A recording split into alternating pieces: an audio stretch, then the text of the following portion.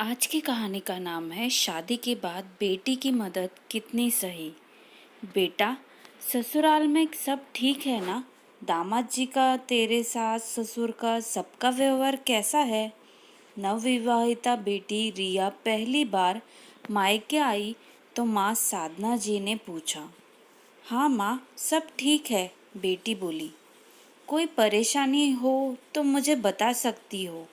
साधना जी फिर बोली। मम्मी, वहाँ पर ऑटोमेटिक गैस चूल्हा नहीं है, वही पुराने फैशन का चूल्हा है। मुझसे वह खाना नहीं बनता। मम्मी जैसे बोला था वह बोली भी, जल्दी दूसरा देंगी, पर तब तक परेशानी झेलनी होगी। रिया मुंह बनाते हुए बोली। साधना जी उस वक्त वहीं पर शाम को जब बेटी ससुराल वापस जाने लगी तो मेरी बेटी छोटी सी चीज़ के लिए परेशानी क्यों? गैस चूल्हा रिया के हाथ में देते हुए साधना जी बोली और बेटी को गले लगा लिया। रिया भी खुशी खुशी वापस चली गई। ससुराल में सास के पूछने पर उसने कहा, मेरी मम्मी ने मेरी सुविधा के लिए दिलाया है, तो सास चुप हो गई। कुछ दिन बाद रिया अपने मायके कुछ दिन रहने आई। बेटा, गैस चूल्हा सही काम कर रहा है ना? अब तो कोई परेशानी नहीं? साधना जी ने चाय नाश्ते के बाद बेटी से पूछा। हाँ मम्मी, ठीक है। और वहाँ माइक्रोवेव नहीं है जो खाना झटपट गर्म हो जाए। बार बार गर्मी में खड़े होकर ही सब काम करने पड़ते हैं, रिया बोली। बेटा, इस माइक्रोवेव को भी गाड़ी में रखवा लो। रिया जिस दिन वापस जा रही थी उस दिन साधना जी बाहर से आई और ऑटो रिक्शा से माइक्रोवेव उतारते हुए बोली। पर मम्मी, यह आपने क्यों खरीदा? माइक्रोवेव देखकर रिया बोली। कोई बात नहीं बेटा, तुम यहाँ रहने आई हो, कोई उपहार तो देना ही था, तो यह सही, साधना जी बोली और रिया इस बार भी खुशी खुशी वापस चली गई। साधना, मुझे लगता है तुम्हें माइक्रोवेव नहीं लाना चाहिए था, साधना के पति श्रीकांत बोले। अरे, अपनी इकलौती बेटी को ऐसे कैसे परेशान होने दे सकती हूँ मैं छोटी सी चीज़ के लिए, साधना जी ने कहा और अंदर चली गई। बेटा, दिवाली आ रही है, सबके उपहार तो हमने खरीद लिए, तुम्हें कुछ चाहिए हो तो बताओ, साधना जी ने बेटी से फ़ोन पर कहा। वो मम्मी, यहाँ फ्रिज छोटा है और पुराना भी, अगर हो सके तो। प्रिया ने अपनी बात अधूरी ही छोड़ दी। चलो बेटा, मिलते हैं दिवाली पर, साधना जी ने यह फ़ोन काट कर कह दिया। दिवाली डबल डोर फ्रिज के लेकर साधना जी और श्रीकांत जी बेटी के घर पर पहुंच गए थे। ऐसे ही वक्त गुजरता गया और रिया अपने घर में कुछ ना कुछ चीज़ की कमी का रोना रोती और साधना जी तुरंत वह चीज़ उपलब्ध करवा देती। श्रीकांत जी पत्नी को बहुत समझाते, पर वह बेटी के मामले में उनकी एक न सुनती। आज रिया की शादी की दूसरी सालगिरह है। साधना जी और श्रीकांत जी बेटी के ससुराल जाने की तैयारी कर रहे थे कि रिया वहां आ गई। मम्मी, पापा, पुलकित को एक गाड़ी खरीदनी है जो 10 लाख की है। उसके पास 5 लाख तो है। क्या 5 लाख आप दे सकते हैं? हम जल्दी ही पैसा लौटा देंगे, रिया बोली। पर बेटा, गाड़ी तो हमने दी थी तुम्हारी शादी में, फिर अब दूसरी क्यों? श्रीकांत जी बोले। पापा, वो तो सस्ती वाली है, पुलकित को लेटेस्ट मॉडल खरीदना है, रिया चमकती हुई बोली। लेकिन बेटा, इतनी रकम का इंतज़ाम तो मुश्किल है। 40-50 हज़ार की बात होती तो अलग बात थी। अब तुम्हारे पापा भी रिटायर हो गए हैं, साधना जी बोली। रिया नाराज़ होकर घर से चली गई। उसे लगा उसके मम्मी पापा पैसा देना नहीं चाह रहे थे। पापा को रिटायरमेंट का पैसा तो मिला था, जबकि वह नहीं जानती थी रिटायरमेंट के पैसे उसकी शादी के कर्ज में ही चले गए थे। रिया बेटा, तुम वापिस क्यों आ गई हो? सब ठीक है तो? 2 दिन बाद बेटी को दरवाजे देख साधना जी चौंक पड़ी। वह मम्मी पुलकित नाराज है, बोलते हैं गाड़ी में तुम भी तो घूमोगी।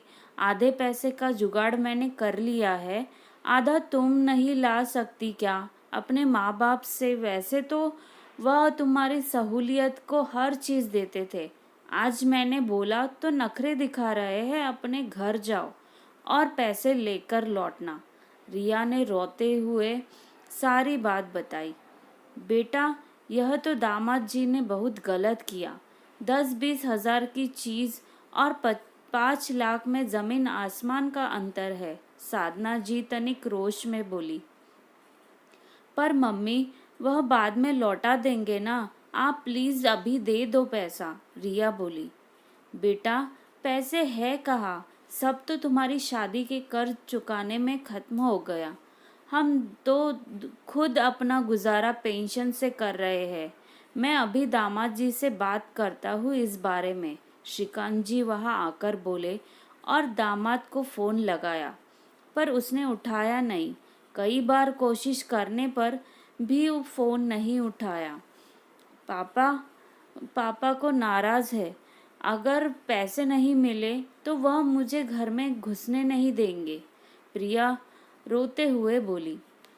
साधना जी और श्रीकांत जी ने बेटी को दिलासा दिया और शाम को बेटी को लेकर उसके ससुराल पहुंचे, पर वहां ताला था। रिया के साथ तो बेटे के पास गांव गई हुई थी और पुलकित ऑफिस के काम से दूसरे शहर गया था।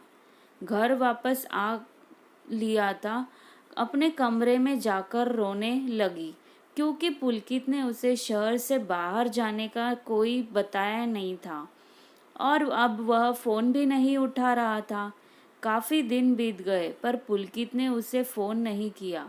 उसे ऐसा लग रहा था वह अकेली है, उसका कोई नहीं, क्योंकि पति ने पैसों के लिए उसकी सूद नहीं ली और उसे लगता था माँ बाप पैसा देना नहीं चाहते। साधना, यह सब तुम्हारा किया धरा है। मैं पहले ही कहता था, यूं हर बार बेटी की मदद करना ठीक नहीं। तुम्हारे बार बार बेटी को ज़रूरत का सामान देने से बेटी और दामाद जी को यह लगने लगा है हम कैसे भी करके उन्हें पैसे देंगे, कि आज जो तुम्हारी बेटी यूं घर पे बैठी है उसमें गलती तुम्हारी ही है। क्या हो जाता अगर वह साधारण चूल्हा इस्तेमाल करती, छोटा फ्रिज इस्तेमाल करती या बाकी चीज़ें ना इस्तेमाल करती? श्रीकांत जी पत्नी से गुस्से में बोले। सही कहा आपने, मुझे लगा था मैं अपनी इकलौती बेटी की मदद कर रही हूँ, पर नहीं जानती थी मैं तो उसे पंगु बना रही हूँ। बहुत बड़ी गलती हो गई मुझसे, अब इसे किसी तरह सुधारिए। साधना जी दुखी हो बोली। चलते हैं, कल समधन जी से बात करते हैं, वह जरूर समझाएंगी पुलकित को, श्रीकांत जी बोले। अगले दिन सुबह ही बोरिया को लेकर पुलकित के भाई के घर चले गए। वहाँ रिया के सास से बात हुई।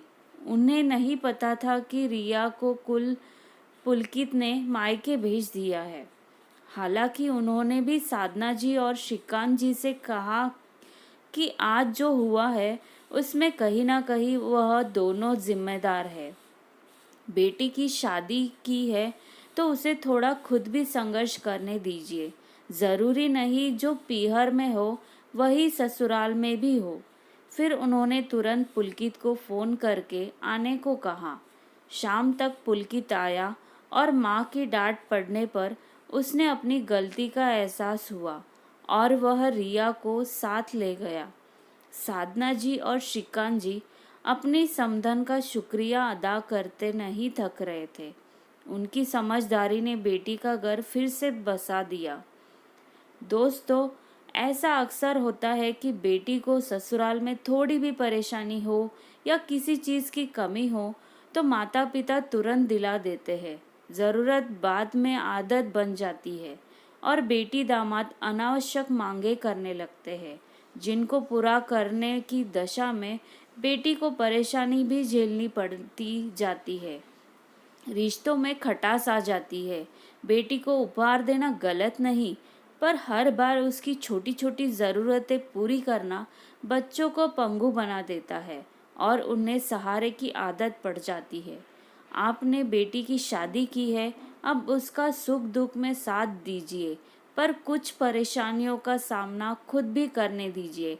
ऐसी मदद का क्या फ़ायदा जो बेटी का घर ही तोड़ दे, क्योंकि हर सास रिया की सास की तरह समझदार नहीं होती। आशा करती हूँ कि आज की कहानी आपको ज़रूर पसंद आई होगी, तो चैनल को सब्सक्राइब भी ज़रूर कीजिएगा। धन्यवाद।